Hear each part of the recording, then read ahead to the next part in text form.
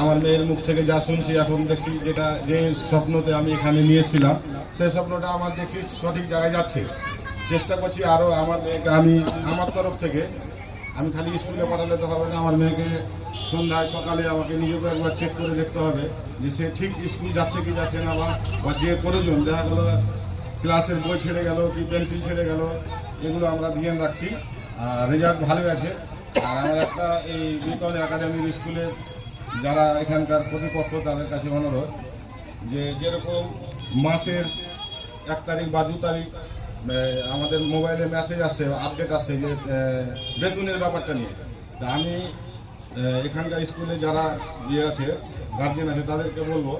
যে প্রতিদিন ক্লাস 11টায় চালু হচ্ছে। তা আমার তরফ থেকে এটা আমি জানাচ্ছি যে নোটিশ যে যেরকম একটা যেরকম নোটিশ লাগানো থাকবে বাইরে, যতগুলো ম্যাডাম বা মাস্টার